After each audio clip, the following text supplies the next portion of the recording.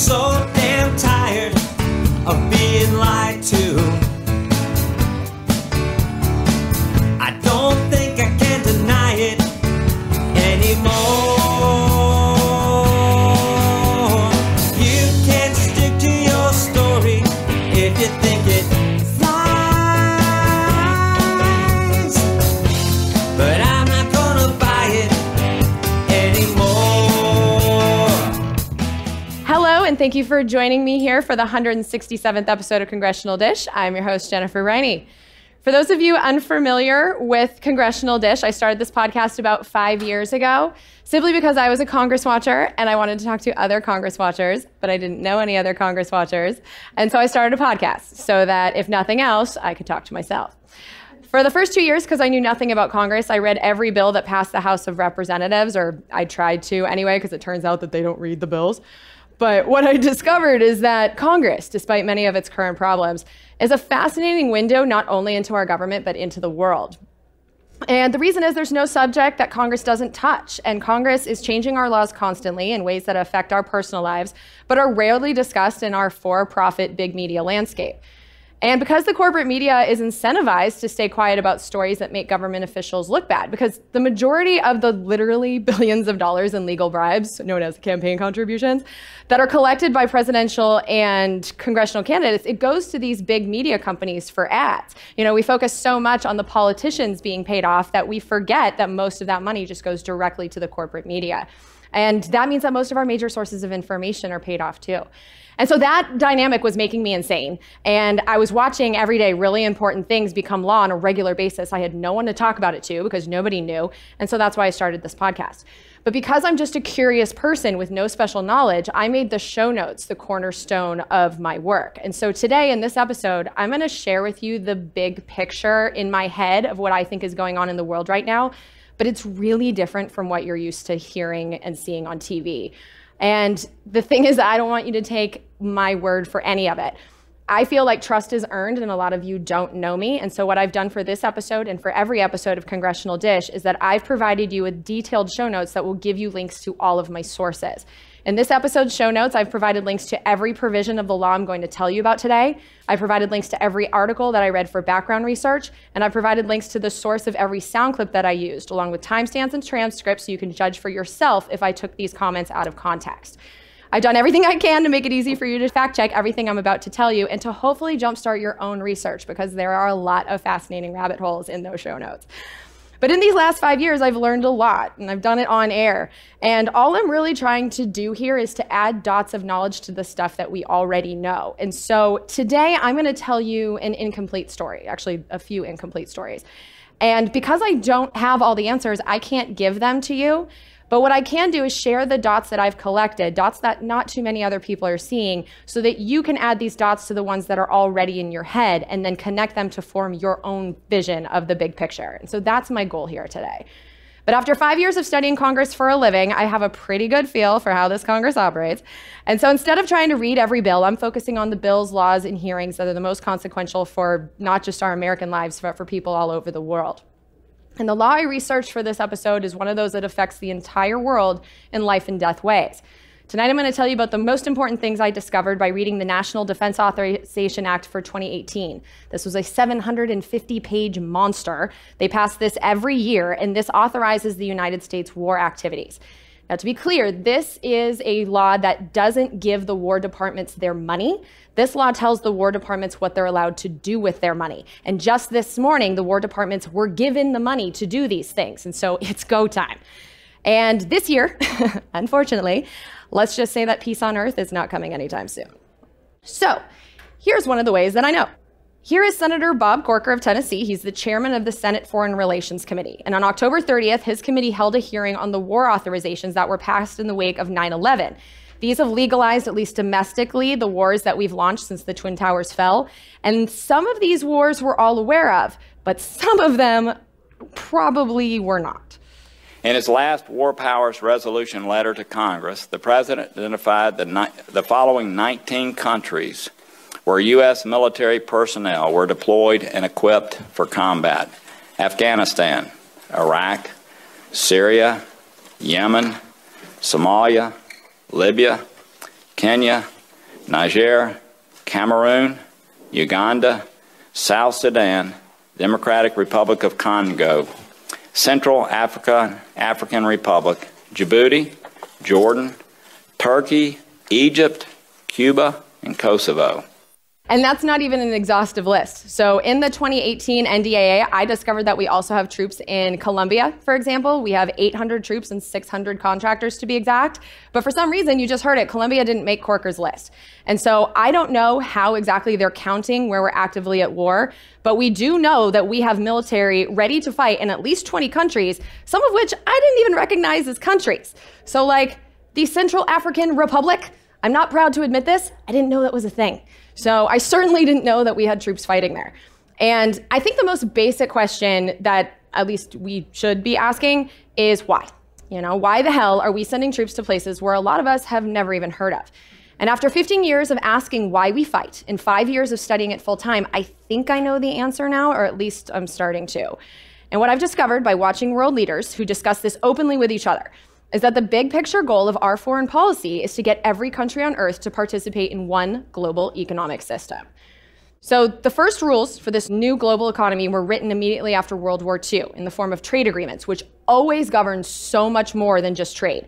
And even though it took decades to get all three operational, there are three global organizations at the center of this global financial system: the International Monetary Fund, the World Bank, and the one created the most recently in the 1990s, the World Trade Organization. Now, the idea behind this, the good intentions behind this policy, is the idea that if the entire world is governed by these institutions, and if the whole world is financially connected, then there'll be no reason for any countries to fight. But in the meantime, as the system's being created, as was so eloquently proclaimed by then President George W. Bush, either you're with us, either you love freedom and with nations which embrace freedom, or you're with the enemy. And being with the enemy will not be tolerated. And again, I don't expect you to take my word on any of this, so I'm going to let the guy who literally wrote the 500-page outline for what eventually became the World Trade Organization to tell you the overall vision. This clip I'm going to show you is from 1994, right before the Masters of the Universe created the World Trade Organization at a meeting in Uruguay. The person you're going to hear is Arthur Dunkle, who is the Director General of the United Nations, and it's no exaggeration to say that this guy created the economic system that's meant to be global. If I look back at the last 25 years, what did we have? We had two worlds, the so-called market economy world and the centrally planned world. The centrally planned world disappeared. One of the main challenges of the Uruguay round has been to create a worldwide system. I think we have to think of that. Secondly, why a worldwide system? Because basically, I consider that if governments cooperate in the trade policy field, you reduce the risks of tension, political tension, and even worse than that. So basically, if we just let these people run the whole world, there will be no war. And so what about the countries that don't want to submit to their rules, the rules of the market economy? Global rules, by the way, that none of us citizens get to vote for. You know, we have no role in who picks these worldwide rules. I mean, how many of you have picked up a ballot and had a World Trade Organization represented listed? You know, like, we don't get to pick these people, and this global government is not a democracy, which is something that is not lost on the rest of the world. And so what if there are countries, which there are, that don't want to give up their sovereignty to this undemocratic global system? Well, first, the Masters of the Universe generally try bribery to get the governments to change their laws in returns for cash. But if that doesn't work, the U.S. military and our partners install new governments in those countries.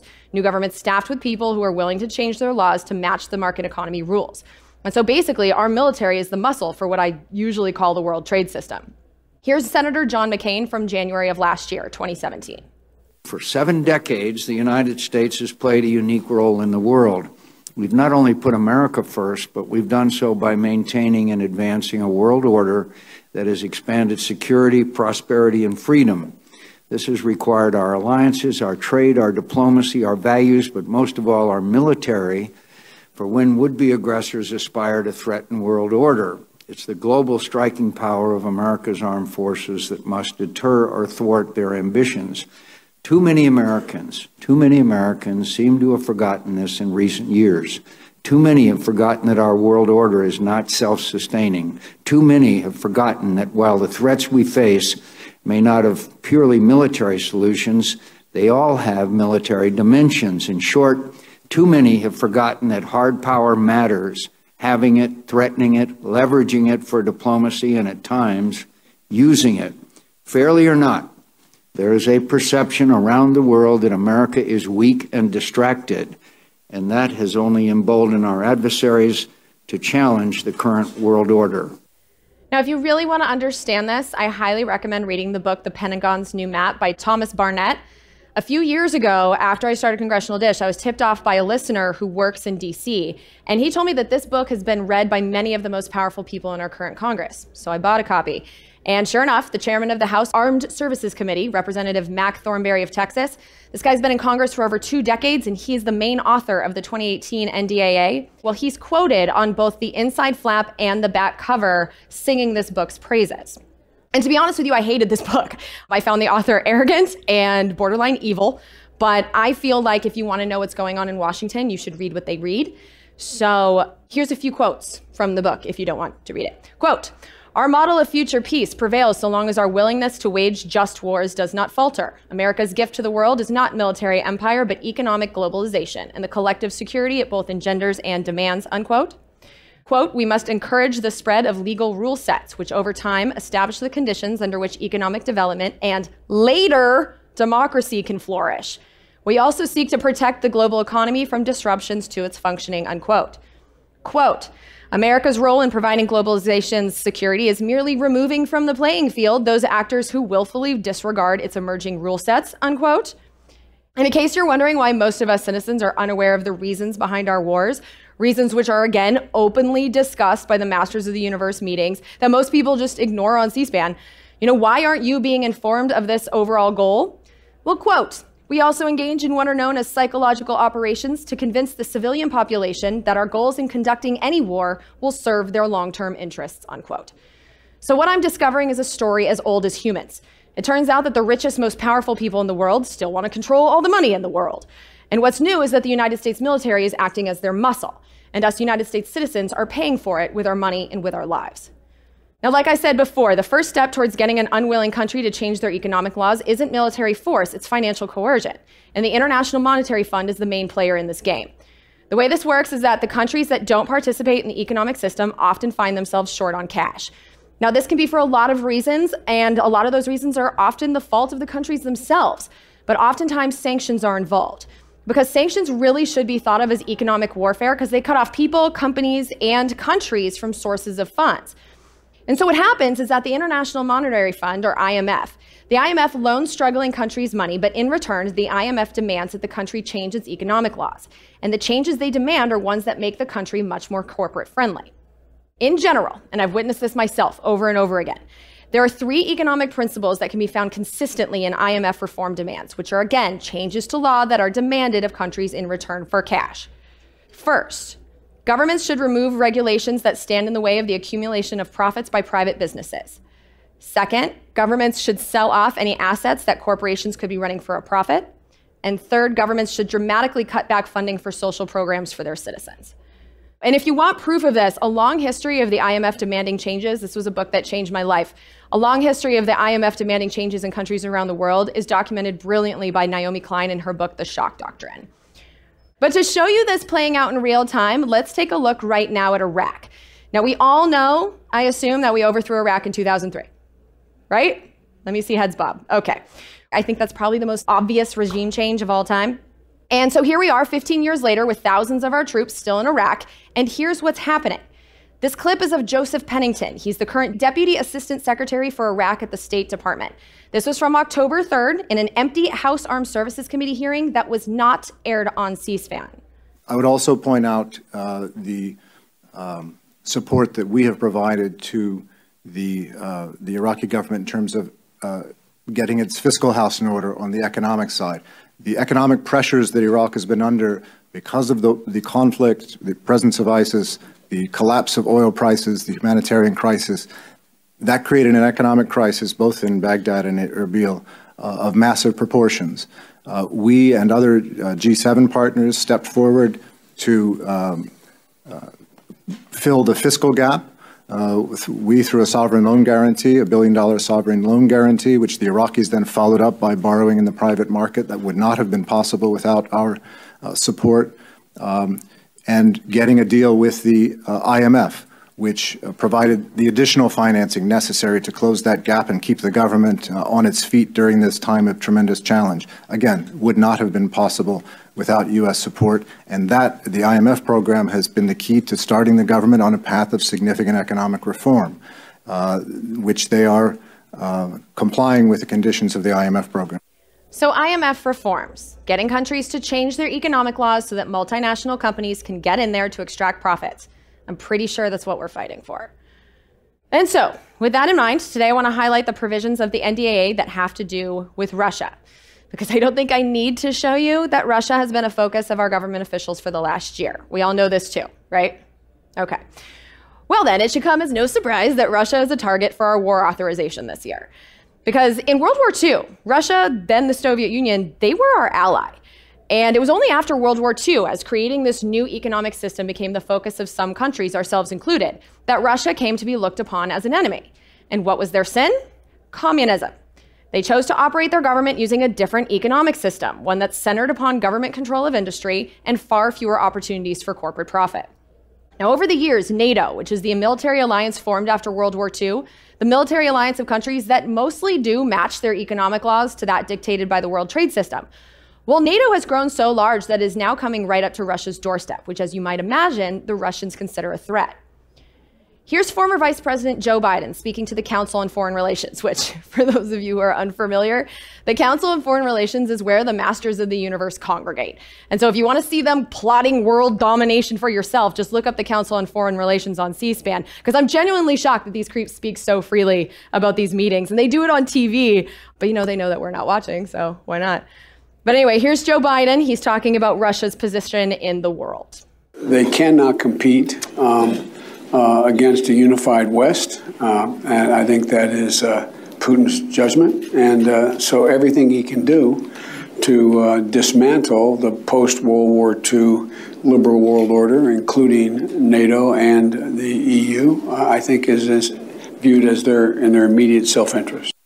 And considering that this question was asked in that same meeting where Vice President Joe Biden was sitting, maybe Russia isn't nuts in wanting NATO and the EU military alliances destroyed.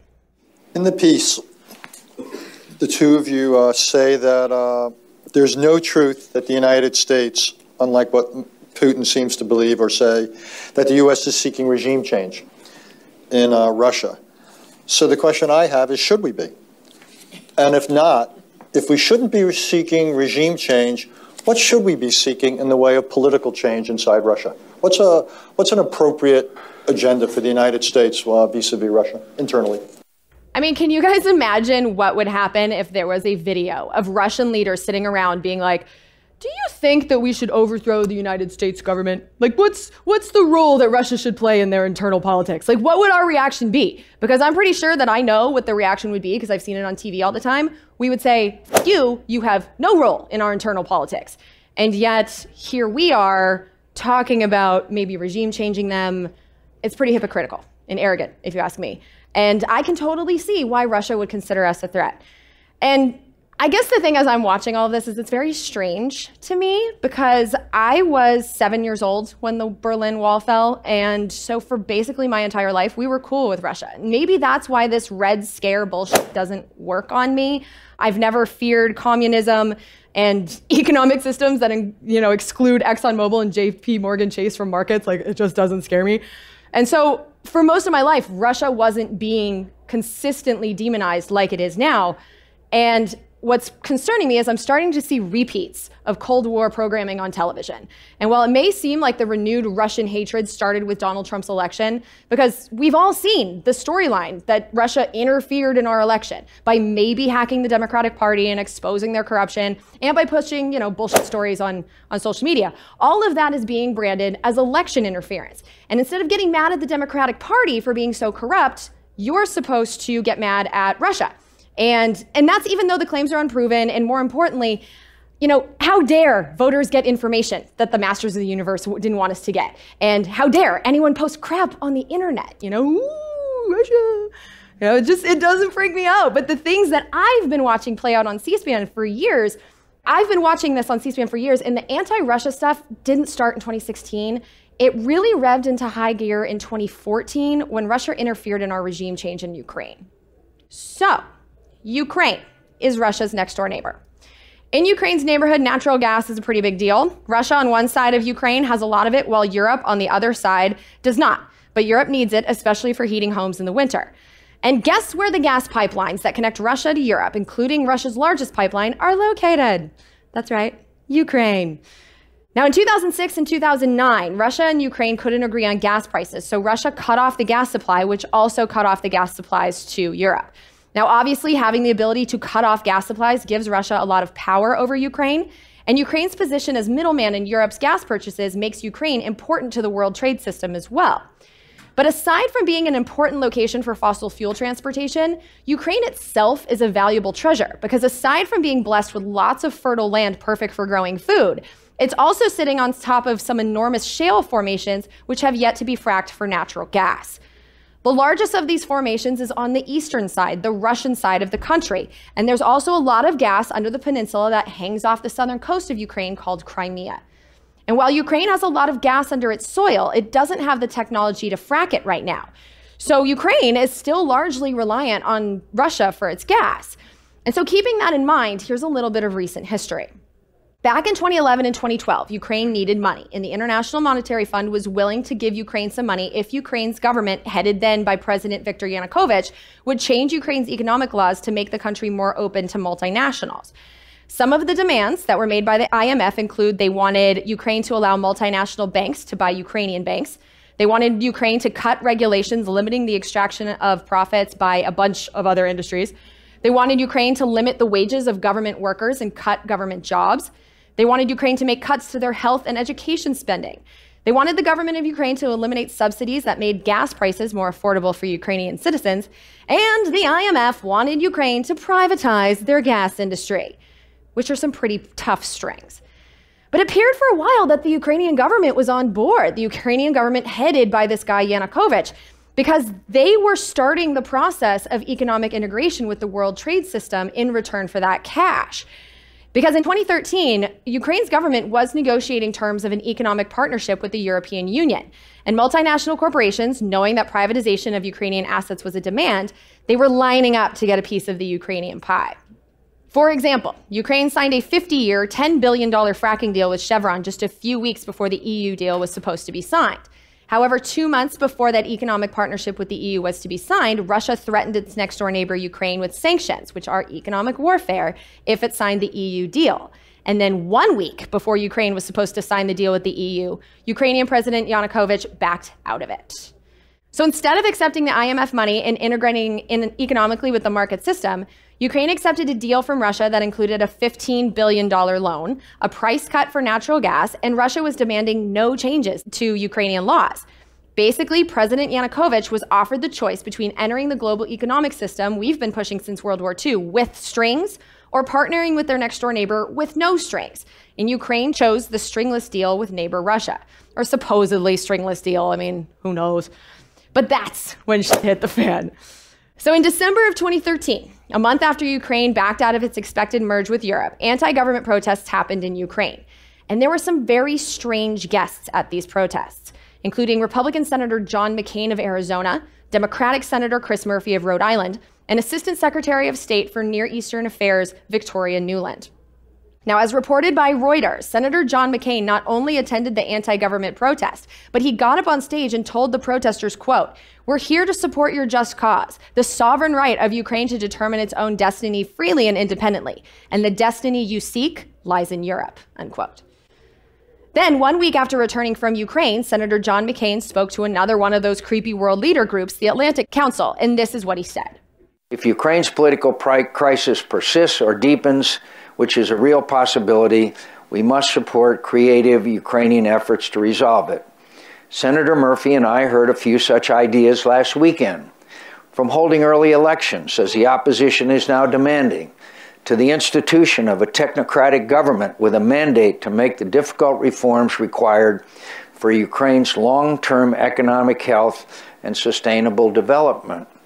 Decisions such as these are for Ukrainians to make, no one else, and if they request our assistance, we should provide it where possible. Finally, we must encourage the European Union and the IMF to keep their doors open to Ukraine. Ultimately, the support of both institutions is indispensable for Ukraine's future, and eventually, a Ukrainian president, either this one or a future one, will be prepared to accept the fundamental choices facing the country, which is this. While there are real short-term costs to the political and economic reforms required for IMF assistance and EU integration, and while President Putin will likely add to these costs by retaliating against Ukraine's economy, the long-term benefits for Ukraine in taking these tough steps are far greater and almost limitless. This decision cannot be borne by one person alone in Ukraine, nor should it be. It must be shared, both the risks and the rewards, by all Ukrainians, especially the opposition and business elite. It must also be shared by the EU, the IMF, and the United States. All of us in the West should be prepared to help Ukraine, financially and otherwise, to overcome the short-term pain that reforms will require and Russia may inflict. A few months later, in early February 2014, a phone call between the then Assistant Secretary of State for European and Eurasian Affairs, Victoria Nuland, who was the lady who was in Ukraine supporting the protesters with John McCain and Chris Murphy. Well, a conversation between her and the U.S. Ambassador to Ukraine, Jeffrey Pyatt, was leaked online. The call was real, and here's how I know. This is the then State Department spokeswoman Jen Psaki speaking to reporters the day after the call was leaked. Before we get back to Syria, let's go to the real fire, or what seems to be the real fire at the moment, and which is Ukraine. And so before we get into the actual substance of this conversation, this call that was recorded and released, can you say whether if this call is an authentic recording of an authentic conversation between Assistant Secretary Nuland and Ambassador Pyatt? Well, I'm not going to confirm or outline details. I understand there are a lot of reports out there, and there's a recording out there, but I'm not going to confirm private diplomatic conversations. So you were not saying that you believe this is, you think this is not authentic? You think this is it's not an accusation I'm making. I'm just not going to confirm the specifics of it. Well, you can't even say whether there was this call, that you believe that this call, you believe that this recording is a recording of a real telephone call? I didn't say it was inauthentic. I think we can leave it at that. So you're allowing the fact that it is authentic. Yes. Do you have a question about it? I love that smile on her face too. She's just like, I hate you. And here's how another one of the reporters characterized what she and the rest of the world was hearing on that call. It's up to the people of Ukraine, including officials from both sides, to determine the path forward. But it shouldn't be a surprise that there are discussions about events on the ground. This was more than discussions, though. This was two top U.S. officials that are on the ground discussing a plan that they have to broker a future government and bringing officials from the UN to kind of seal the deal. This is more than the U.S. trying to make suggestions. This is the U.S. midwifing the process. And of course, I have the tape for you. Now, you can listen to the entire thing. It's about 6 minutes. I've put the links to that in this episode's show notes. But here are the highlights. Now, in this call, the State Department's Victoria Nuland and U.S. Ambassador to Ukraine, Jeffrey Pyatt, are discussing which of 3 people should be put in charge of the next Ukrainian government. The options were Vitaly Klitschko, who ended up becoming the mayor of Ukraine's capital city, Kiev, and he remains the mayor to this day. There was also Ola Tonnybach, who was the leader of a party that focused on opposition to Russia and communism. And there was Arseny Yatsenyuk, nicknamed Yats, the person who would become Ukraine's prime minister 21 days later. Good. So I don't think Klitsch should go into the government. I don't think it's necessary. I don't think it's a good idea. Yeah, I mean, I guess you think, in terms of him not going into the government, just let him sort of stay out and do his political homework and stuff. I'm just thinking, in terms of sort of the process moving ahead, we want to keep the moderate Democrats together. The problem is going to be Tony Book and his guys. And, I'm sure that's part of what Yanukovych is calculating on all of this. I think Yats is the guy who's got the economic experience, the governing experience. He's the guy, what he needs is Cleach and Tony Book on the outside. He needs to be talking to them 4 times a week, I just think Cleach going in, he's going to be at that level working for Yatsenyuk. It's just not going to work. And they got some help with their plan from the very top of the U.S. government. We want to try to get somebody with an international personality to come out here and help to midwife this thing. And then the other issue is some kind of outreach to Yanukovych, but we probably regroup on that tomorrow as we see how things start to fall into place. So on that piece, Jeff, when I wrote the note, Sullivan's come back to me, VFR, saying you need Biden, and I said probably tomorrow for an attaboy and to get the deets to stick. So okay. Biden's willing. Okay, great. And less than 3 weeks later, the government of Ukraine was overthrown.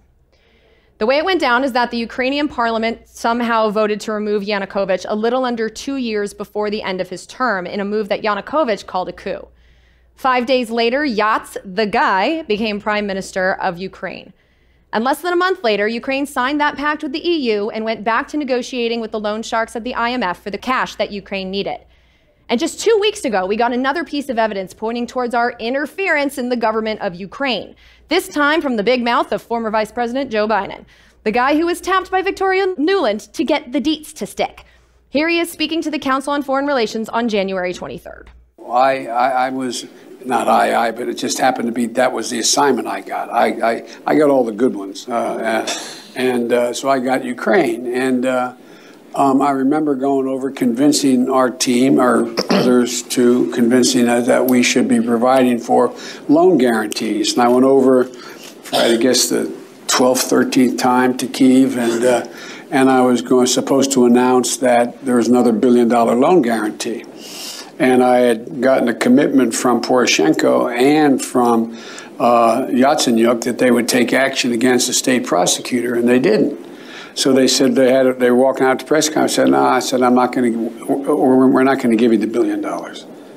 They said, you have no authority. You're not the president. The president said. I said, call him. I said, I'm telling you, you're not getting the $1 billion. I said, you're not getting the $1 billion. I'm going to be leaving here. And I think it was, 6 hours? I said, I'm leaving in 6 hours. If the prosecutor's not fired, you're not getting the money. Well, son of a bitch. Got fired. And they put in place someone who was solid at the time. So Joe Biden used money to get someone he wanted installed in the Ukrainian government. And see what I mean? They brag about it. These are secrets that are hidden in plain sight. And so by March of 2014, less than 6 months after Yanukovych decided to economically partner with Ukraine's neighbor, his ass was out and Yats was in, and Ukraine was back on the path towards integrating with Europe. And I can't tell you all the details of what happened. I don't think we're ever going to know, but I'm confident now in saying that we were interfering. And Russia was pissed. If my dumbass is able to see these pieces fit together, you bet that the Russian government was able to see what was happening too.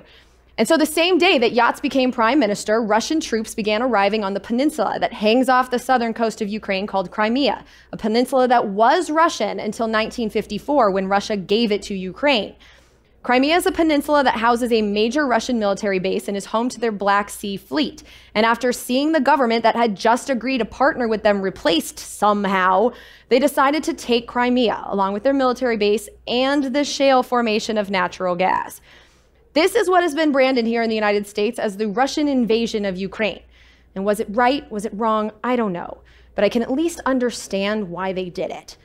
And as I documented back when it happened in episode 68 of Congressional Dish, the United States government immediately started giving money to the new government of Ukraine for weapons, military training, and U.S. State Department programs to, among other things, quote, support political and economic reform initiatives by Eastern Partnership countries, unquote. Which was necessary because a significant number of Ukrainians who wanted to economically partner with their next-door neighbor were pissed off when their government was replaced. And there's been a really nasty civil war raging there ever since. Just like there are wars raging in Iraq and Afghanistan and Libya. So, I don't know. I don't think our regime changes are making the world a very peaceful place.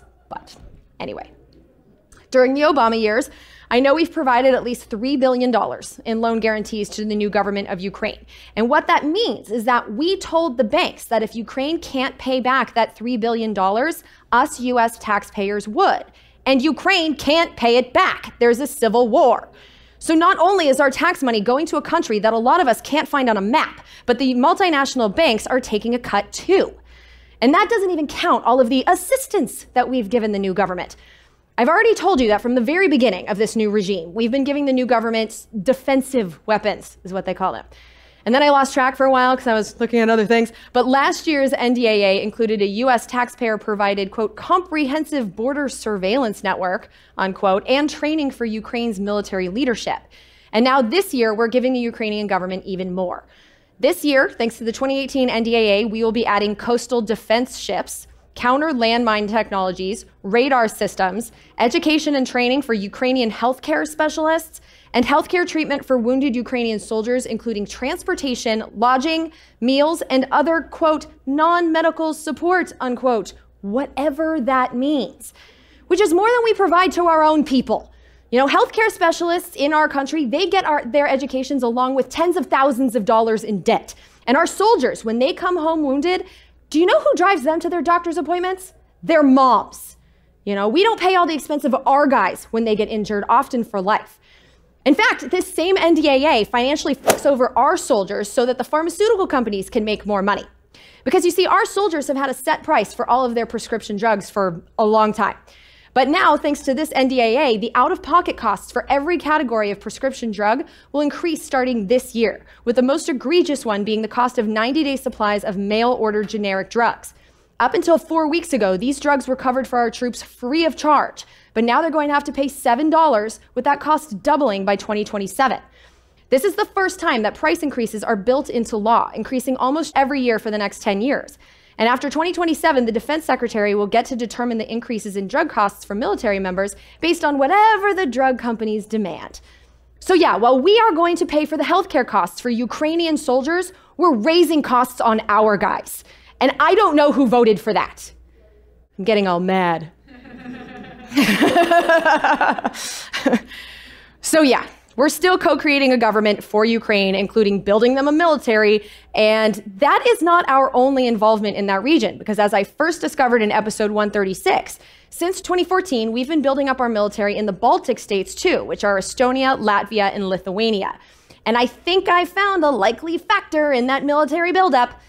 Like I said before, most of the gas that Russia sells to Europe blows through two huge pipelines that run through Ukraine, which means that the Russians have to pay the new government, the one installed specifically because it would not partner with Russia economically.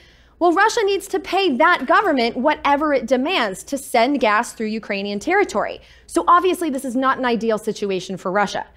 The solution that Russia is working on is building two new pipelines that would deliver the Russian gas directly from Russia to Europe, cutting out Ukraine as much as possible as the middleman. One of the pipelines is going to run through the south, which is a rabbit hole for another day. But the important pipeline for this particular rabbit hole is the Nord Stream 2 pipeline, which will deliver gas directly from Russia to Germany. The Nord Stream 2 pipeline will run next to the original Nord Stream pipeline, which was finished at the end of 2012. The OG Nord Stream pipeline cut the amount of Russian gas that needed to flow through Ukraine from 80% to 55%, and the Nord Stream 2 would double Russia's ability to cut Ukraine out of their business. Both of these pipelines run from Russia through the Baltic Sea direct to the northern coast of Germany, which means that both of these pipelines are right off the coast of the Baltic states of Estonia, Latvia, and Lithuania, which are the three countries where we have been building up our military for the last 3 years. Europeans who want the gas to heat their homes want this pipeline. But the government we helped install in Ukraine, which makes a lot of money in gas transit taxes, definitely does not. And so what's happening now is that Russia is trying to build this pipeline so that it doesn't have to deal with Ukraine. And our Congress is trying to stop that pipeline from being constructed. For example, the pipeline is a target of the sanctions that Congress passed and Trump reluctantly signed into law over the summer. These are the sanctions that I highlighted in episode 156. The sanctions on the construction of export pipelines were made optional, and Trump so far has refused to enact those sanctions, and I can't tell you why.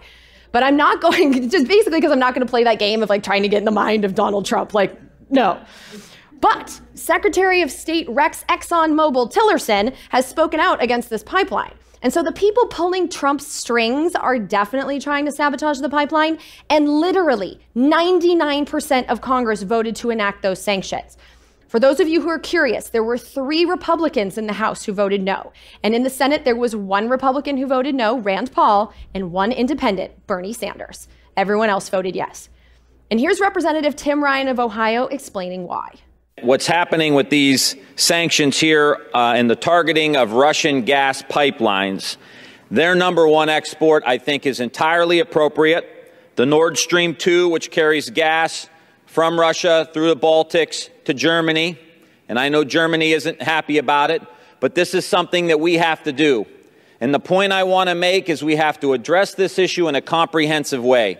We must continue to focus on how we get our gas here in the United States, our natural gas to Europe, to our allies, so they're not so dependent on Russia.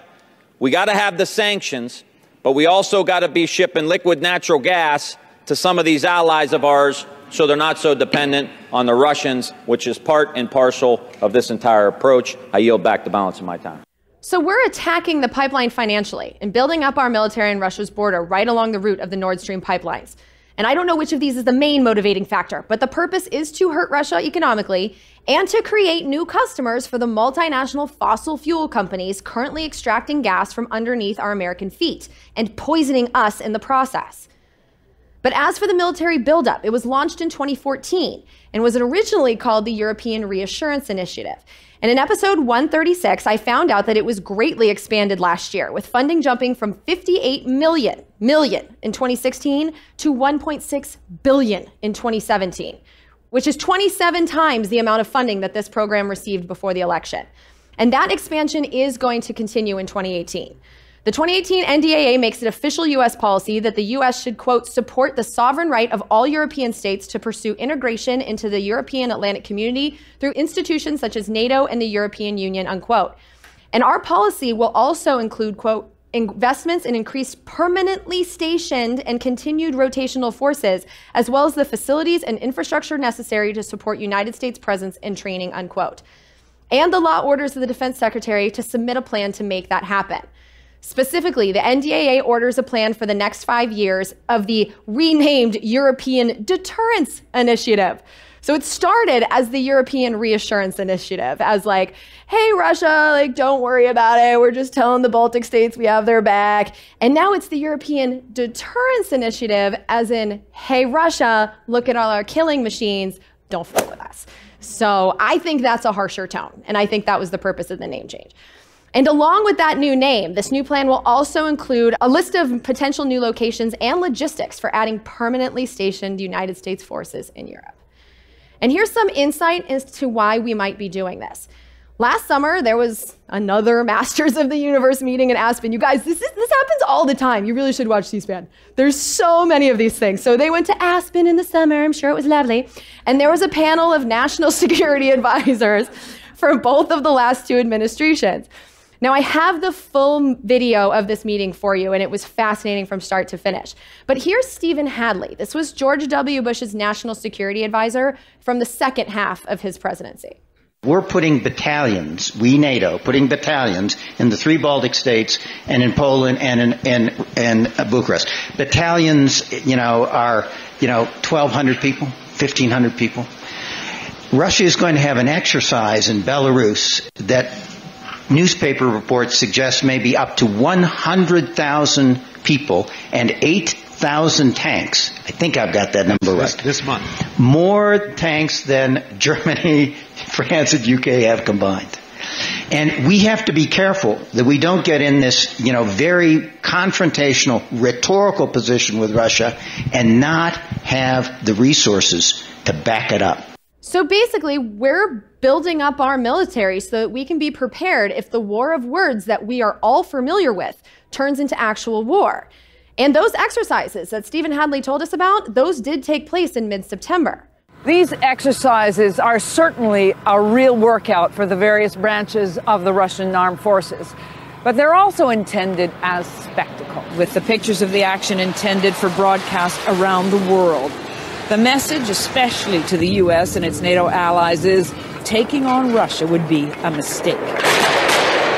NATO is watching carefully. It says as many as 100,000 Russian and Belarusian troops are taking part. The Russians say that's nonsense. There are only just under 13,000. The truth lies probably somewhere in the middle, but the lack of transparency adds to the threatening tone. Russia stages huge military exercises every 4 years, but this one is exceptional because part of it is taking place in neighboring Belarus to the west, which puts those thousands of troops nose to nose against NATO forces just across the border. For CBS This Morning, I'm Elizabeth Palmer in Luga, south of St. Petersburg. Now, there are a few other things about these exercises that I think are worth knowing. First, Russians included an exercise that rehearsed cutting off the Baltic states of Estonia, Latvia, and Lithuania from the rest of NATO. And two, the Russians and Chinese practiced together on the eastern side of Russia. Although it wasn't a completely successful training, considering that one of the Russian helicopters accidentally took aim at people watching the air show.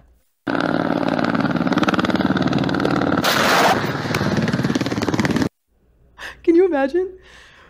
I grew up by an Air Force base, so I went to the air show all the time. Like, my elementary school would get out on that Friday of the air show and we'd all watch it. And like, that doesn't happen, you know? So that has nothing to do with it. I just wanted to show it to people. But anyway, in addition to our increased and likely permanent military buildup on Russia's border in the Baltic states, the 2018 NDAA also authorizes the Secretary of Defense to buy supplies for the militaries of all three of those countries with $100 million of our money.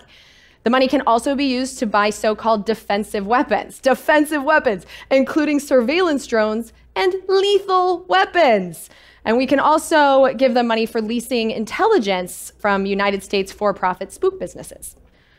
All of this is part of our new official anti-Russia strategy, which was outlined in the 2018 NDAA. The strategy includes, like I said, building U.S. military presence in Europe. It also includes State Department and USAID programs to, quote, promote good governance and enhance democratic institutions abroad, unquote. We're also going to create plans with allies to, quote, enhance energy market liberalization, unquote, which means privatization. We are also going to expand trade in liquefied natural gas with the European Union and expand gas transport infrastructure in Europe. And it says that one of our goals is, quote, the continued integration of countries within multinational institutions in Europe, unquote. We will also use and fully fund the Global Engagement Center, which, for you newbies, last year's National Defense Authorization Act created the Global Engagement Center in the State Department, and it's been up and running since July. The Global Engagement Center has 3 jobs. One is to track and evaluate stories that threaten the interests of the U.S., or at least stories that threaten the interests of the powerful people in the U.S., stories like I'm telling you right now. It also supports the creation and distribution of fact-based narratives to counter propaganda and disinformation directed at the United States, our allies, and partner nations. And who determines what is fact-based? Oh, just the Trump administration. We're in good hands. And we're also going to promote Trump's fact-based narratives to audiences outside the United States. And so in other words, this is a U.S. propaganda machine. So every time you hear about the evil Russians spreading information, some of it real, some of it bullshit on social media, every time that you're supposed to be enraged at this practice that has been labeled election interference, please remember that our Congress recently created a whole agency charged with doing the same thing here at home. And along that same line, our new anti-Russia military strategy also includes anti-propaganda partnership with NATO's Strategic Communications Center of Excellence. Didn't know that was a thing, but it says on its website that its purpose is to coordinate the use of NATO's communication activities, quote, in support of alliance policies, operations, and activities, and in order to advance NATO's aims, unquote. So the word truth is just not there anywhere. The anti-Russia strategy also includes airing media programs in other countries, forming partnerships with social media providers to counter Russian information and outreach to the Russian people. So manipulating the public with information is a deliberate strategy. I saw it in black and white, outside and inside the United States. Because the 2018 NDAA also prevents cable companies from requiring that RT, Russia Today, or any other station partially owned, controlled, or financed by the Russian government be broadcast to their customers. So this 2018 NDAA interferes with the private business decisions of cable companies to make sure that we are not required to get information from the other side of the world. So we, too, are definitely being manipulated with information. And unfortunately, Russia is only one piece of the what are we trying to do in the world puzzle. Because the 2018 NDAA also authorizes a military buildup like the European Deterrence Initiative on the other side of Russia in the Pacific. Specifically, it authorizes a new program that's going to be called the Indo-Asia-Pacific Stability Initiative, which will increase the presence of U.S. armed forces in the region and in the jurisdiction of the U.S. Pacific Command. That region includes the waters off of Russia's east coast, all of Asia, and Australia. So I can't tell you exactly where these are going yet. But we're also going to conduct joint training exercises with regional allies and partners. So we're going to do joint training exercises in the same area where Russia and China just did joint training exercises a few months ago. We're also going to pre-position and store U.S. armed forces equipment in the region, and we're going to build militaries of foreign forces. So within a few years, the plan is to have our military stationed and ready to fight with partners on both sides of Russia. And that's a dangerous game because unlike Iraq and Afghanistan and Libya and Ukraine, Russia can fight back because Russia has a lot of these. They have a lot of nuclear weapons. And the 2018 NDAA has some extremely concerning provisions. I know this is such a downer, but so many concerning provisions regarding the most dangerous weapons that the world has ever known. First, the 2018 NDAA declares that Russia is in violation of the Intermediate Range Nuclear Forces Treaty, or the INF Treaty. Now, this was signed in 1987, right before the official end of the Cold War by the US and Russia, and the goal was to eliminate both countries' short and medium-range ground-launched ballistic and cruise missiles. Now, the claim that they violated the treaty was made a couple months ago by Defense Secretary James Mattis. He made it in December, which was the same month that this NDAA was signed. And he said this to a group of people who all run the war departments in their NATO countries. He said that we have proof that Russia is producing new ground-launched cruise missiles capable of holding nuclear weapons on them. However, that proof hasn't been seen because Defense Secretary Mattis refused to show it to the other warmongers in the room, including our closest allies. And again, I can't tell you why. But in response to the so far unproven claim that Russia violated the treaty, the 2018 NDAA gives the United States the, quote, right to invoke legal countermeasures, which includes suspension of the treaty in whole or in part. So the Trump administration was just given permission to pull out of the treaty altogether. The 2018 NDAA also asserts the right of the United States to refuse to comply with the Comprehensive Nuclear Test Ban Treaty, which prohibits nuclear explosive tests. And then it orders the administrator of the nuclear security, what is that office? Then it orders the administrator for nuclear security to launch a design competition to take place in fiscal year 19 for a nuclear warhead that would be put on United States ballistic missiles by 2030, which sounds like a restart of a nuclear arms race to me. Now, this is only scratching the surface of the information regarding our future in war that was included in this year's NDAA. But this is all the stuff that really kept me up at night. And I just want to play this clip of Representative Bob Corker of Tennessee, the chairman of the Senate Foreign Relations Committee, one more time. In his last War Powers Resolution letter to Congress, the President identified the following 19 countries where U.S. military personnel were deployed and equipped for combat: Afghanistan, Iraq, Syria, Yemen, Somalia, Libya, Kenya, Niger, Cameroon, Uganda, South Sudan, Democratic Republic of Congo, Central African Republic, Djibouti, Jordan, Turkey, Egypt, Cuba, and Kosovo. And all signs in this NDAA are pointing towards our country expanding our wars. And I see very few signs that the majority of Americans give a shit, because I honestly think that very few of us even know the extent of our military adventures. You know, I do this for a living, and that list shocked me. And I think even fewer of us understand the big picture of what we're fighting for. And I know that I don't understand all the details. I know these stories are much more complicated than what I just said. But every time I do one of these episodes, every time I add and connect more dots, the picture gets a little bit clearer. And so I guess that's all I'm going to ask you to do today, is to collect dots and to share dots. Because not enough of us know what's happening to organize an enormous march right now, or even know what to demand. But please add these dots to the picture in your head and tell other people about them and this podcast if the opportunity arises. Because the first step towards changing our role of being the scariest warmongers in the world, assuming that we want to, is to understand what we're doing and why we're doing it, because we can't fix what we don't understand. And the people profiting from the undemocratic economic system set up by the business elite after World War II, well, they aren't trying to help us understand. So we have to figure it out for ourselves, which is why I do Congressional Dish. And you may have noticed that I have some freedom in what I say in this podcast, which I attribute completely to the value for value funding model that I'm using to keep this podcast alive. I have for 5 years refused to take any ads, and I have committed myself to never put an ad on this show because sponsors wouldn't let me say some of this stuff, you know? So what I do to fund the podcast is that I ask the audience to return whatever value they receive from the work that I do in some kind of financial form. I accept PayPal donations, both subscriptions, monthly subscriptions, and one-time contributions. I also have a Patreon account for people that want to contribute per episode. I do accept Bitcoin. Still don't know what they are, never touched them, but I'll take them. I also have a P.O. box. So if you guys are thinking about funding your podcast, this is my favorite way because there's no middleman. No one takes a cut. And so people just send checks, and you can do that monthly or whenever you want to too. There's also a bunch of online transfer services now. So like Zelle is now, most of the major banks use Zelle.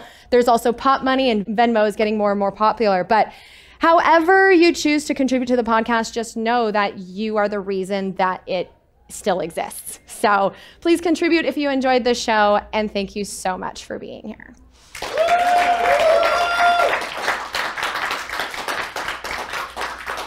Thank you, guys. All right, so this is the day after the live event, and I'm still in Orlando. It's like 80 degrees, so I'm sitting outside and using mics that I don't usually use, and one of my besties flew down from Boston, and so instead of me talking to myself, he is going to talk with me for this thank you segment. So thank you, Ryan DeLisle, for doing this with me. Thank you for having me. Of course. This is fun. I'm so happy you're Cheers here. from Orlando. Cheers! We're drinking Coronas at noon. So Ryan just got here like 5 minutes ago, and so he didn't see the live podcast last night.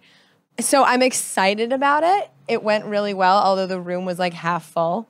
So it was just, the timing was not the greatest timing because I went up against a meeting that had free drinks. So like, of course, people aren't going to pick me. Although I had like a good group of people, but the people that did show up were my best friends in podcasting and some of the people that came out specifically for the shows. One guy, Ron Bonney, he came, I know him from Twitter.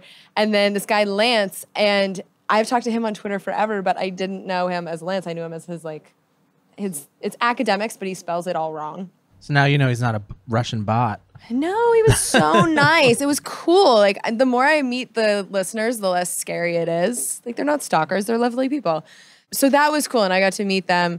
But what I loved is the feedback. They said that having the visuals, because I put, like, obviously I had all the C-SPAN clips, but I had videos of them. But then I put maps up, and I had just, like, visuals to go with it. And they said that that added a lot to the experience and to be able to see my facial expressions as I was doing it. And they did say that if I did these live events that they would come and pay for them, which is what something I really want to do. So getting that feedback was really, really nice. And I ripped the Band-Aid off. Like, I did it in front of other people. Although I was shaking so bad that I messed up a few times because my hand was shaking. So I had to press, to like scroll my notes.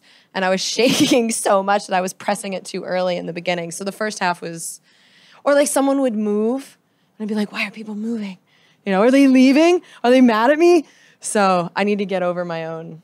I just presented to 180 people like 2 weeks ago, and I kept apologizing for the lights being too bright, even though like they weren't. I fixate on like the weirdest stuff. Yeah. And no one cared. And everyone, like no one, but.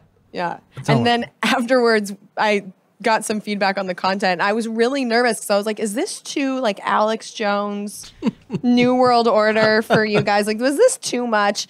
And because of the whole, they had me in the wrong room. So that was a thing too. Like, it had Congressional Dish labeled on a room that was down the hall. So I was on the opposite side in the very last thing. So people couldn't even find it.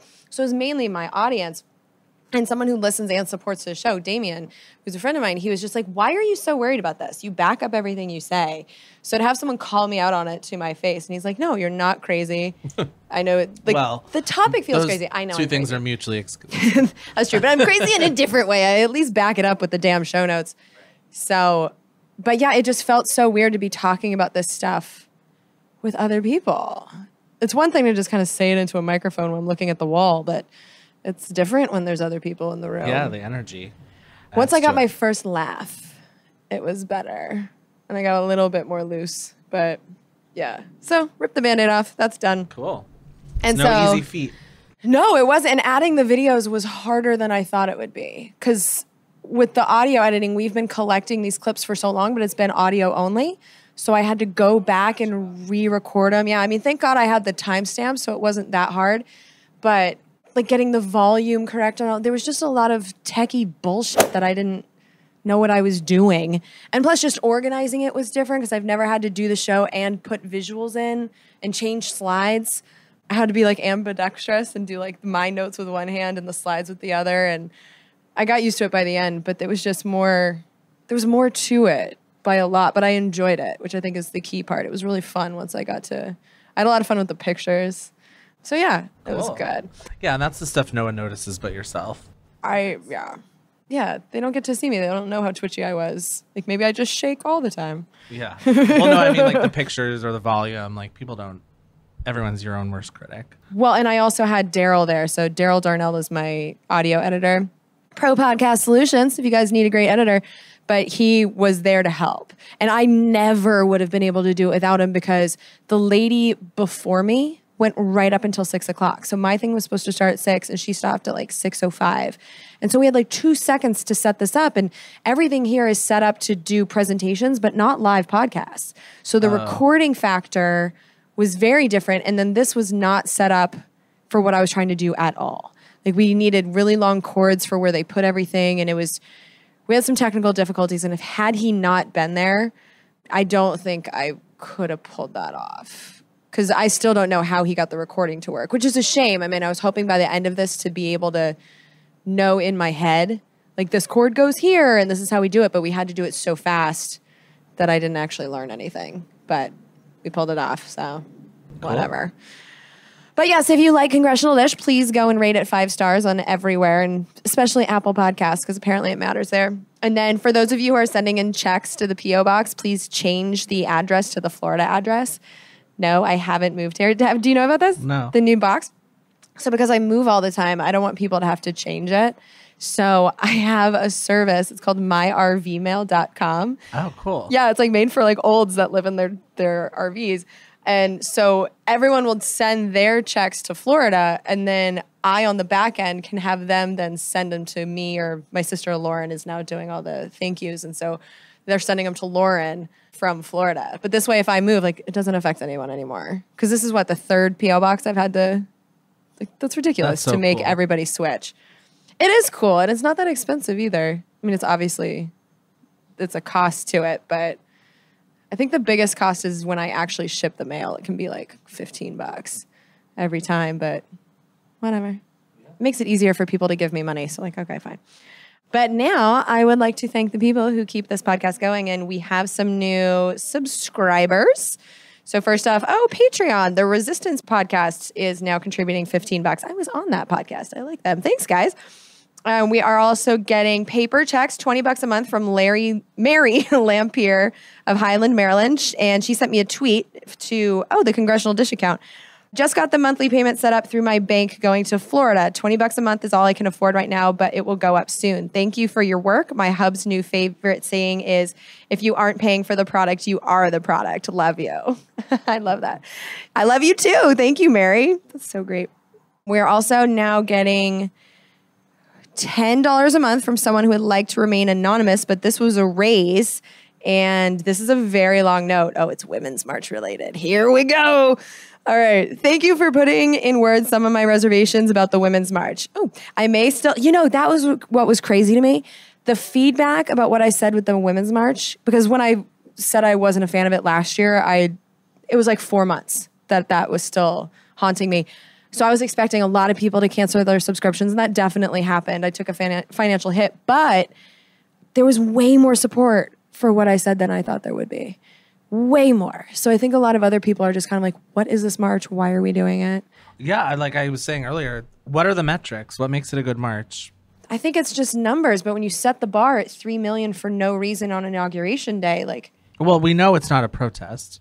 It's what are you protesting? A person? It's a street rally or a party. I think it's a party. Yeah. And some people find it like really inspirational and shit. And some of the people that got the maddest at me were actually men who felt like I insulted their nanas and their wives and their sisters, which is kind of cute and chivalrous. Well, my friend brought her 2-year-old daughter, and so yes, optics, yes, girl power. You live in New York City. It wasn't hard for you to get there. Show your daughter she can be everything, you know, dress her, get the photo. Basically, you got the likes on Instagram. You were there. We get it. But when I asked her, what's the metric? Was it successful? Like, what's the goal? What'd she say? I was the jerk. Really? For asking that question? Yeah. And I knew I would be. It was a group text and there was 4 girls on it. But I wanted to know. I mean, they know me, so it's like no hard feelings. But no one answered me. It's been like 3 weeks. Yeah. And this will be a rant, so you can cut it if you want. But my whole thing is... Rant away, kid. That's what we do here. So all of this is supposed to spark conversation, right? About women. And I'm a man, and I think that I have the conscience. I'm aware of it. I know when women are treated differently than men, or what's supposed to be like right and wrong, I should say. But if you attack a man or a woman for starting the discussion, then what's the point? And I use the example of Matt Damon. I'm not even going to quote him because I didn't read it. But basically, I don't know enough, but he basically said that groping a woman and raping a woman is different. There's a spectrum to it. It's true. Okay. Yes, maybe he shouldn't have said it the day after the movement started. But this is an opportunity for women or men to say, hey, Matt, I understand what you're saying, or I don't understand what you're saying, but I want to explain to you where we're coming from. Oh, no. It turned into him losing deals, not going to premieres. The whole goal is to have a conversation. Matt Damon started a conversation. You didn't like it, so now you can't have it. Yeah. That's the shit that is blows my mind. Yeah. It's been very scary to say anything. To scare, not to scare the women. I'm not trying to be like, don't go to the march, but it's just to talk about it in any critical way. It's one of the scariest things I've done. And I've talked about some pretty crazy shit on this show, and that has scared me the most, which I think speaks to a lot of what you were just saying. If that's the scariest thing to say, that you didn't go to a street party and didn't like it.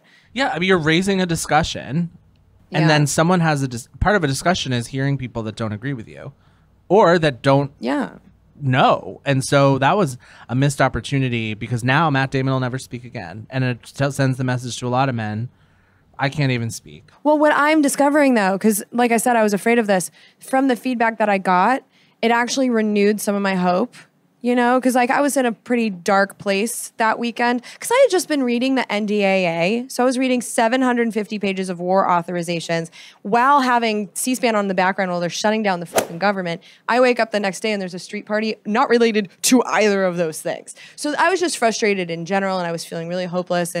But the reaction that I've gotten, and I think we're about to start hearing it as I read these notes, but the reactions that I heard were actually quite mature, and I was very happy to see, and we're going to see this, that there were people that were contributing to the show even though they disagreed with me. So I think we're more mature maybe than I gave us credit for. But yeah, let me go back to this note, or else we're going to be doing this for the next 5 years. All right, so the note says, and this was someone who gave me a raise on Patreon, so someone who was already contributing, but... So thank you for putting in words some of my reservations about the Women's March. I may still march if this keeps going year after year, but yes, I agree it's a lot like what I could never understand about Occupy. What were they demanding? How could anyone make them not angry if they didn't say they wanted something specific and attainable? I agree that it would be a better use of energy to march for a single well-defined cause. The reasons I marched this year were: 1, reunion with friends, party. 2, demonstrate that we're still in it. Our representatives still need to pay attention because we're paying attention. Are we? If we're willing to march in these numbers, you bet we're going to vote. That I do like. If these women actually show up and vote, then I'm all for it.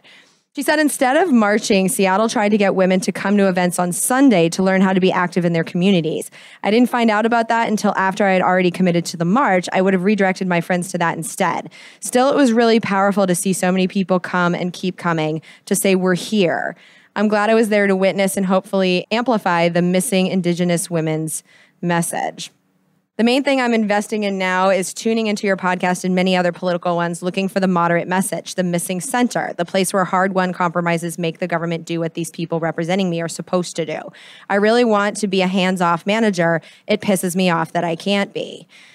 That's really interesting. I think we all kind of want to do that. Hands-off manager? Yeah, like elect this person and then just like do good things. I don't want to have to babysit you. I think that's a big thing. I think that's why we're in so much trouble, because we all want to be hands-off managers, but we can't all be hands-off managers, or else they end up getting bribed and working for corporations. And you're in like a liberal bubble as well, but I mean, I feel as if I'm being in Massachusetts, we're only represented by people that I tend to agree with, besides the executive branch. Yeah. So I see it as like... But Massachusetts is a different place. Well, I know, people that's what I'm saying. People pay attention to Massachusetts. Like, you can have political conversations over the dinner table. Even in California, it's nothing like Massachusetts.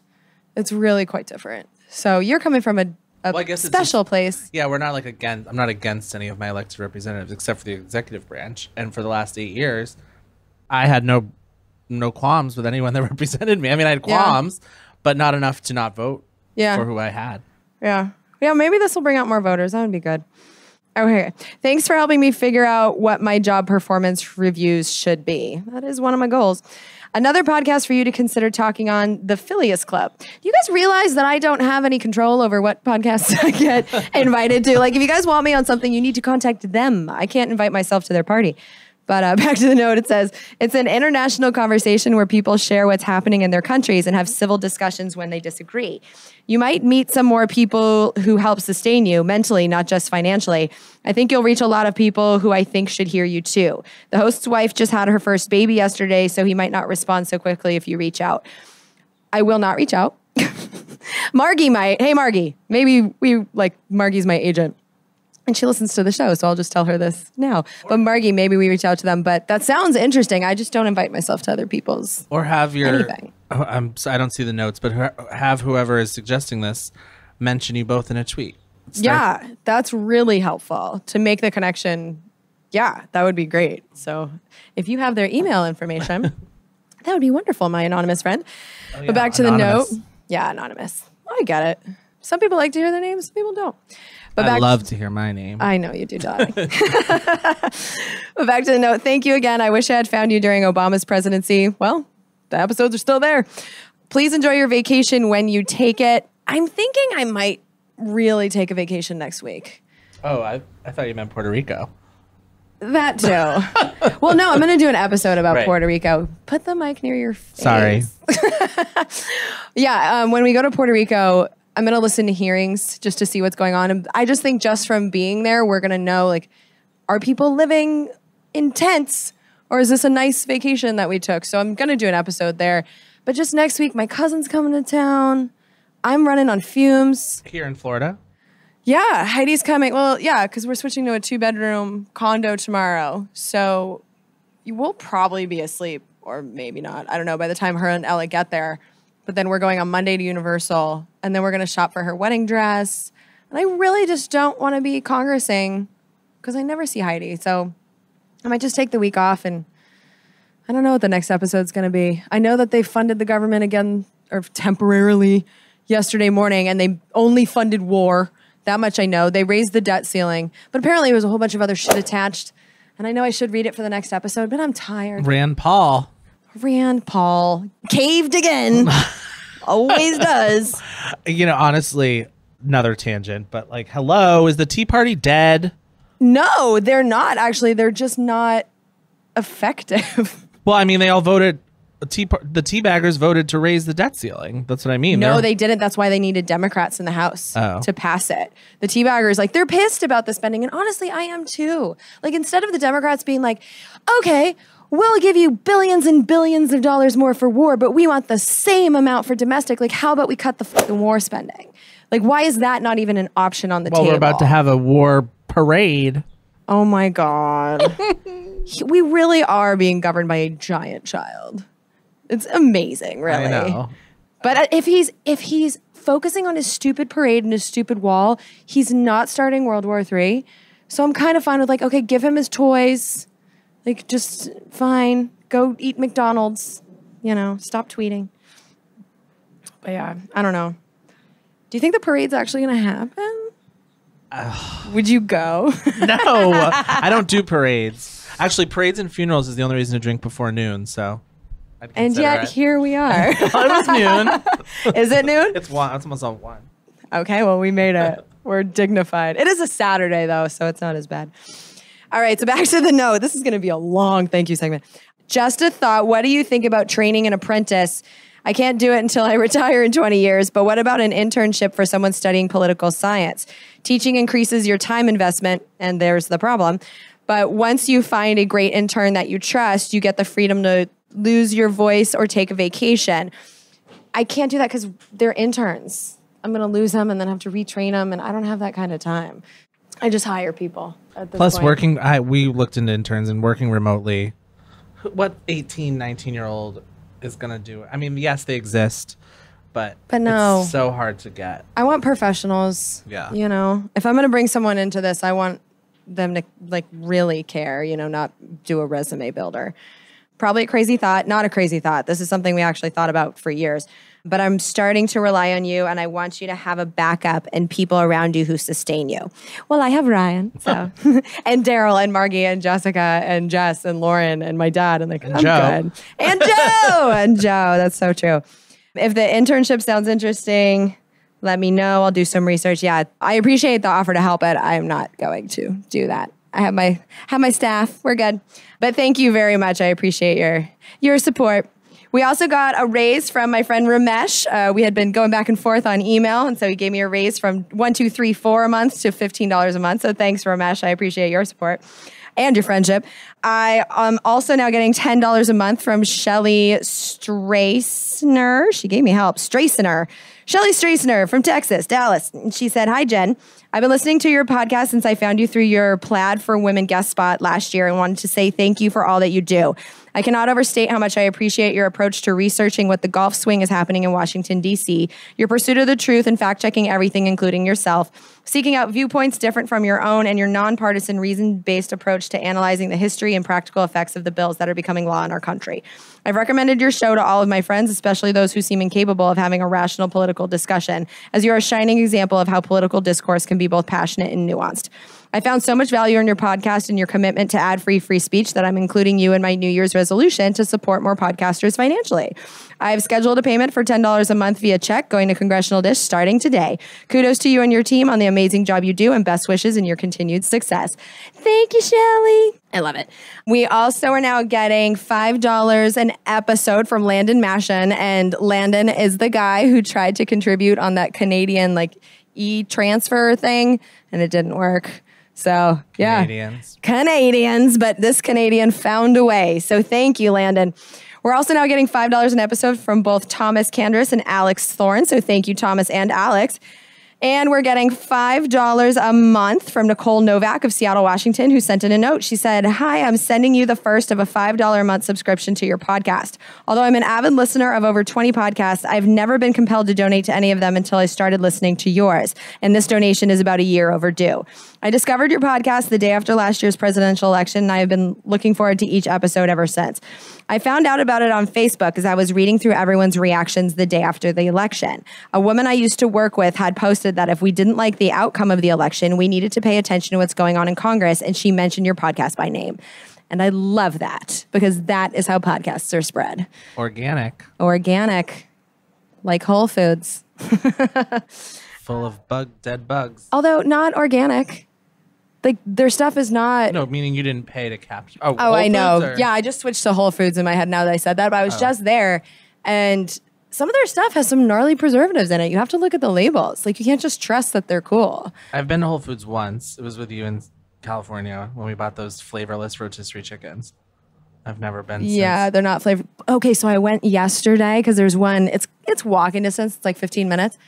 But I just couldn't justify paying $20 for another goddamn sandwich at a hotel. So I walked to Whole Foods, and my plan was to get a salad, but instead I found because they have a hot food section. And I walked out with rotisserie chicken, brisket, and some kind of like Mexican pork. And so I just ate a meat plate. It was so good. The brisket was delicious. I love brisket. Oh. It was like salty and fatty, and it was There's a so place good. by me that does brisket quesadillas. Ooh. Like with barbecue sauce or just the meat? Just the meat and cheese. Hell yeah. That sounds great. In Marblehead? No. Oh. Okay. Put the mic near your face. You could dip it in barbecue sauce. No. I don't like the sauce. I like the meat and the cheese. That's what I'm in it for. Yeah. Like the Kahlua Pig quesadillas in Hawaii. I still dream about those. So good. All right, let's get back to work here.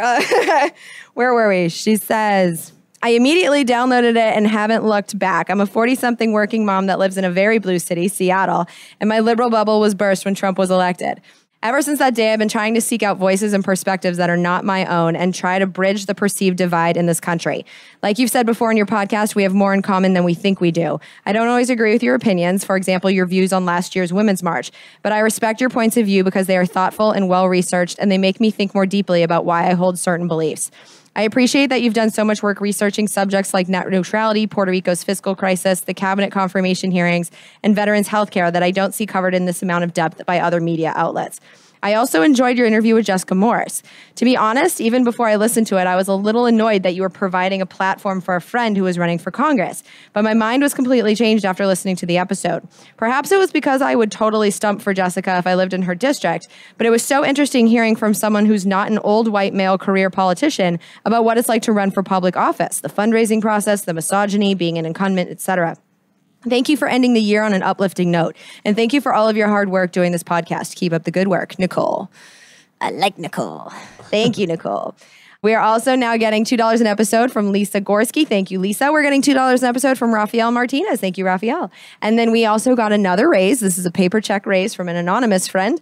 And the raise is from $225 a month to $250 a month. A raise is a raise. I will take it. So thank you to all of you subscribers, because honestly, I could not budget and hire people if I didn't have you. You're the ones that I can count on your money. So it's huge. Ooh, also speaking of huge, we have a $333.33 check from Alex Beatty. Sorry, Alex. I've done that to him so many times. I obviously know Alex. He has contributed quite a few times. He's from Houston. And he also wrote a note. He said, Dear Jen, encloses a check for $333.33 and the proceeds from the sale of roughly 0.05 Bitcoins at the November 10th, 2017 price, which was pretty high. Most of my Bitcoin I bought in December 2012 for about $13 per Bitcoin. Holy shit. I got pretty lucky. So that doesn't mean I encourage others to join the market. I'm still very optimistic about the merits of Bitcoin, like decentralization to circumvent the global financial system, but I'm skeptical that we aren't in a bubble. That reminds me, I have a friend, podcasts about like stock market type stuff in a way that like he's not a fan, like me. And PayPal pulled his account. So just like Amazon did to me, PayPal just did it to him, and it like cost him so much money. Why would they pull it? I don't know, but it was pulled. So now I'm a little nervous about that. But the paper checks, they can't get us with the paper checks. But yeah, isn't that scary? So back to Alex's note. He said, I want to thank you and your show for teaching me that my fate is not dominated by the White House, but rather my power lies in Congress. You have revealed many truths which help me make sense of the world. I also want to thank you for tuning me onto the No Agenda podcast. I love them. Between Congressional Dish and No Agenda, I've been able to straddle both universes and appreciate many issues from an independent perspective. Before the election, I was a left-wing progressive liberal. Don't label yourself, my darling. He was a Bernie supporter who was becoming very disillusioned with the Democratic Party. But even during the election, I knew that Trump's base was being unfairly portrayed. So after the election, I took it upon myself to try and understand them as humans. The No Agenda podcast has helped me do that. I can plainly see bigotry from the left, even coming from my own very liberal family, towards those on the right, even the poor. I think you'd agree now more than ever that we need more people to bridge the divide. People might be surprised to find themselves agreeing with ideas that once seemed near sinful to think. Alex Beatty. I completely agree with that. In fact, it happened again 2 days ago. I'm not going to name them because they were clearly afraid to tell me that they voted for Trump. It wasn't after until we got in a conversation and it was like very clear that I'm not like, oh, how dare you? Like, we're not friends. Like, I was just curious. And so they both admitted that they voted for Trump and for very reasonable reasons. You know, they're not all like racist, mouth-breathing, horrible people. I mean, I'm sure there are a few, but there's also quite a few mean people that voted for Hillary and Joel Stein and Gary Johnson. Like, I don't think that's a sign of character that you voted for who you voted for. Am I wrong on that, or is it a sign of character? I mean, I don't know. That's like a whole other conversation. The only thing I'll say to that is one thing that I correct people on a lot, and you can correct me if you think I'm wrong, but Bernie was never a Democrat. Never. So when people say the Democrats screwed Bernie, which they did, but he was never a Democrat. He never had his skin in the game until 4 months before. But that's the problem for me. Like, you're right. You're totally right. However, I mean, why does he expect all this loyalty when he is not? I don't think he was expecting loyalty. I think he was expecting a fair process. I don't think that being loyal to the Democratic Party, especially when we're operating on the fact that you have two options if you want to get into government. You either have to be a Republican or a Democrat. So why is it that we're allowing these private clubs who really, like, their test is money? So why are we allowing these private clubs to be such an important part of our electoral process? Like, if Bernie wants to be president, he should be able to do it outside the system. What I hope for 2020, I hope he has the balls to run as an independent. He has in every other office and he's won. So why are you playing ball with them now, especially knowing that they stack the deck against him? So I hope that he'll show people that you don't have to be in those parties, but I understand his calculus. And he was right. I mean, he got donations. No, I agree with all of it. It's just the fact that he doesn't represent the Democratic Party. No. It'd be an insult. Which is why I like him. It'd be an insult to Bernie to say that he represented the Democratic Party. Bernie, independent 2020. That'd be cool. So yeah, thank you, Alex. We also got, I had a good month apparently. It's kind of fun where Lauren does the thank yous now because I don't know about the checks until I do this. So $260 from Brian Collins of Ponte Verde Beach, Florida. Probably not too far from here. And he left an email. He said, Jen, after the 2016 election, I made a new resolution to learn more about Congress and luckily searched out your show. I've been listening ever since. At first, it was to try it out, but I've been hooked for a while now and unfortunately just now getting around to contribute. So I've mailed a check for $260 to make it up to you, and I've set up every 2-week $10 contribution. That's awesome. Your show is amazing and exactly what I was looking for. I've shared links to your podcast so many times because so many people are clueless about the real workings of Congress, and you really bring to light the things that the news just doesn't talk about. Your latest one with Jessica Morse was so inspiring. I contributed to her campaign. Yay! And I live in Florida.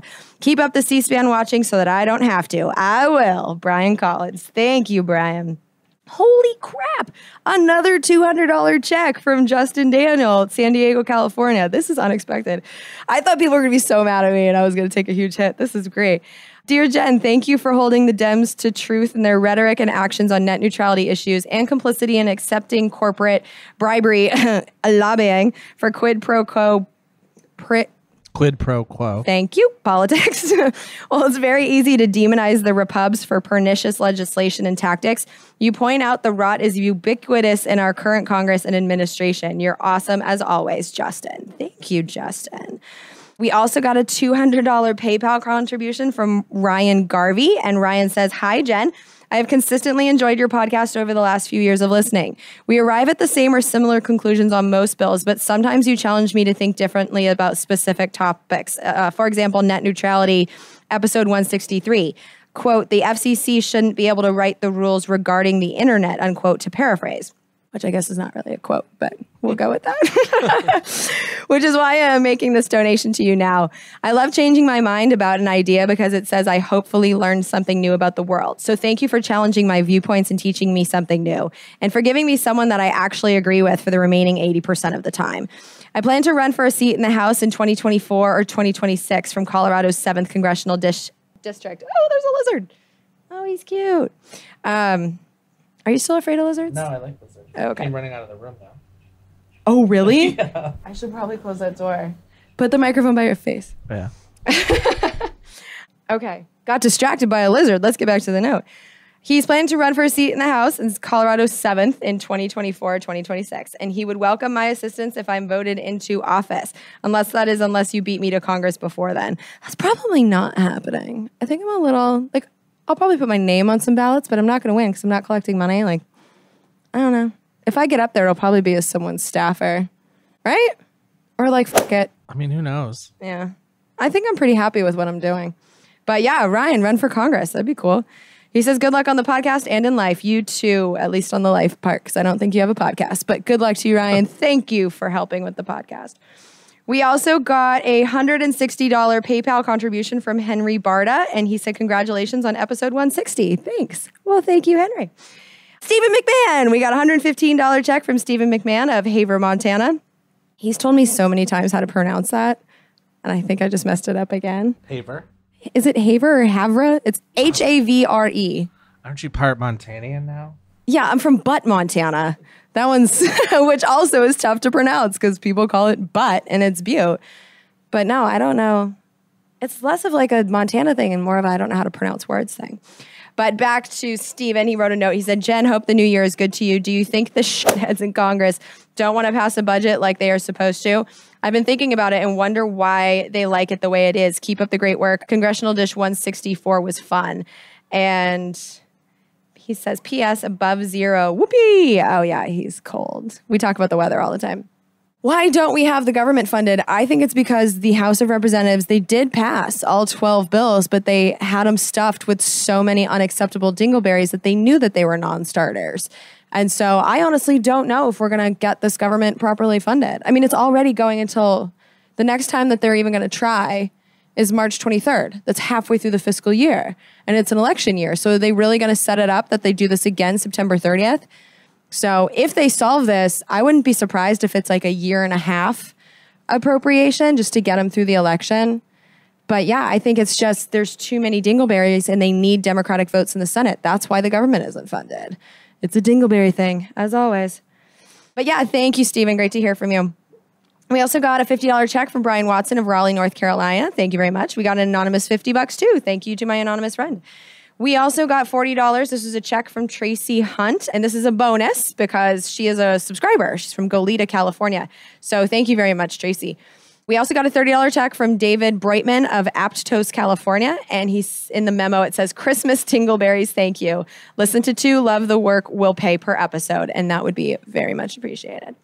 We also got a Venmo contribution from Kim Good. This was a $20 contribution. And the note says, hey, Jen, still lagging on setting up an auto transfer from my bank, but want to not only donate, but give you $20 instead of $10 for this episode in case people get pissy about the Women's March stuff.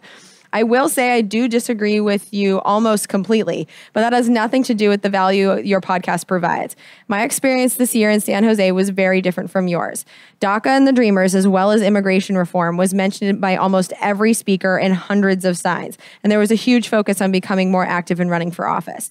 There are about 30 booths set up from the ACLU to the nonprofit I work for. One aspect of our services is supporting survivors of sexual assault, intimate partner violence, and human trafficking, which provided incredibly useful information about so many important services and support networks. While there are certainly signs like the ones you mentioned, they were definitely not the majority, and I felt this year was actually more focused in its messaging. Please know that I certainly understand your frustrations and don't want to minimize your experience at all. Just wanted to share that perhaps not all hope is lost, and there is value in massive amounts of people deciding to spend their Saturday gathering for political reasons instead of home binge watching Netflix. Thank you for all you do. Well, yep, I agree with every single word of that. Yeah, I mean, maybe it's just an optics thing or a messaging thing. And, you know, things take time to evolve. I mean, this is really only the second year. So maybe next year it's the anything issues. Pick one. March. Yeah. Just pick one. Yeah. You know, focus on one. That would be great.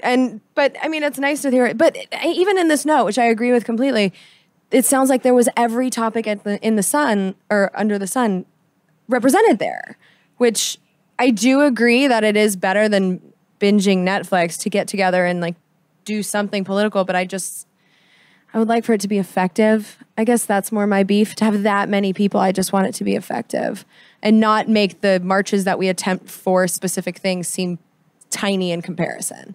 You know what I mean? It's more the numbers of people doing it. If this was like 50 people on a Saturday doing this, I would think it's the coolest thing in the world. It's the fact that it was millions. I think it's also like, it's already known that it's going to happen next year, meaning like there was no demands that if they're met, people will be happy. Yeah, it's just not a protest. Stop calling it a protest. And I would like to see the anti-Trump stuff like a pep stop. Rally. it was like a pep rally. It was something that made people feel good. And it did. I mean, people felt inspired by it, which is like, there's nothing wrong with that. But yeah, if it just, I've said my piece on this shit. So, but yeah, thank you very much for supporting the podcast, even though we don't agree. I think that's really, really cool. We also got another Venmo contribution. This was $15 from Josephine Chow, and Josephine said, this is for episode 166. Thank you for saying how it is and for being courageous enough to say something negative about women when it is deserved.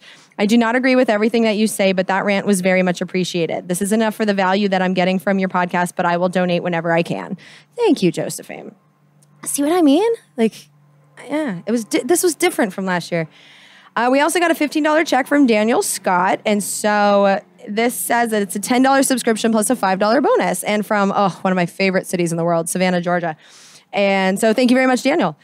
We also got a Venmo contribution. This was $15, and I know this one. This was $15 in two separate payments. One was a $10 and one was a $5. So this was the note with the $10 payment. He goes, I'm changing from Patreon to Venmo, although your rant on the march was ridiculous, irrelevant, and short-sighted. I'm not pulling support. Keep that shit until the end of the show so I can share your work with people who do protest, my mom and my sisters.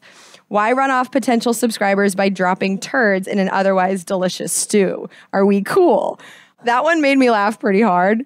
And of course we're cool. But this is the kind of maturity that I'm talking about. Like, he completely disagreed with me. I made him mad, clearly. And he's still supporting the show because the other stuff was valuable. Like, that gives me hope.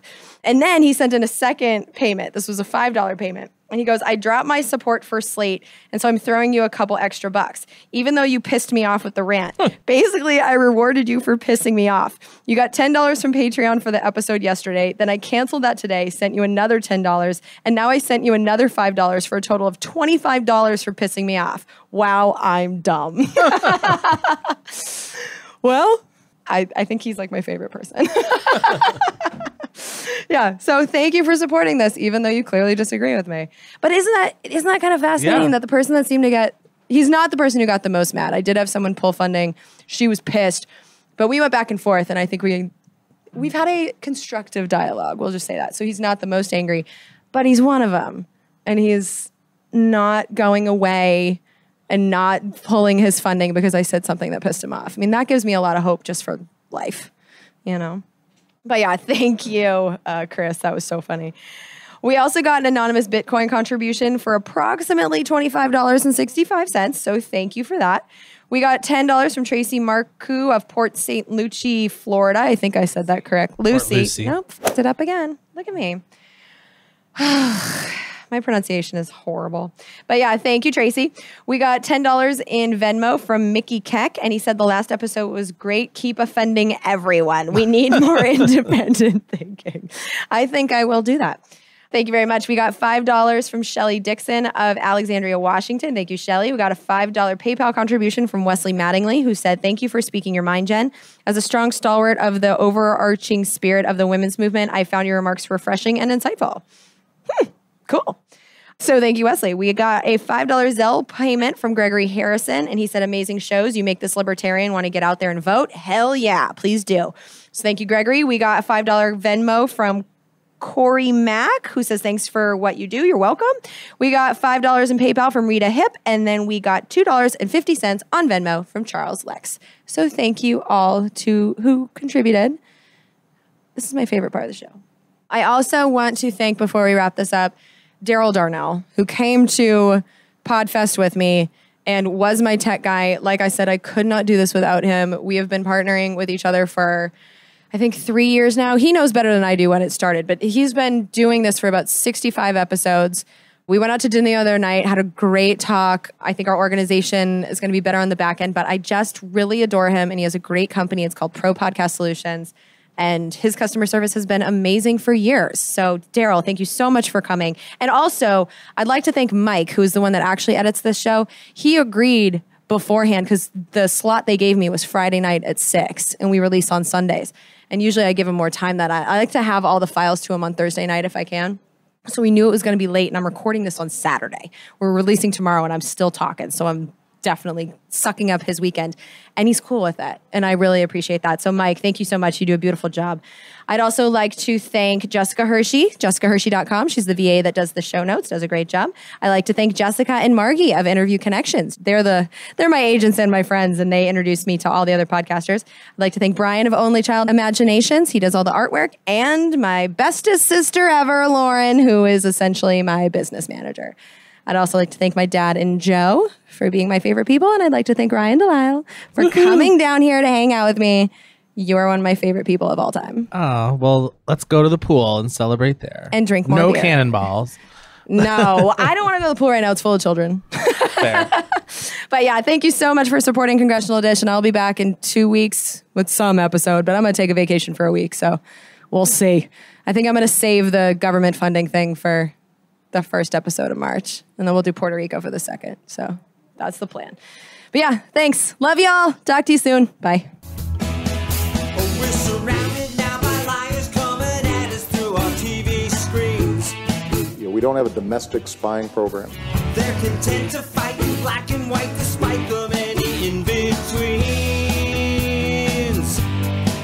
We got a president who plays with the facts. And then he waves a flag to cover his tracks. As if a lie is alright, if the end will justify the means. Now we are so damn tired of being lied to. The polar ice caps aren't going away. We don't think we can deny it anymore. You can stick to your story if you think it lies. But we're not keeping quiet anymore.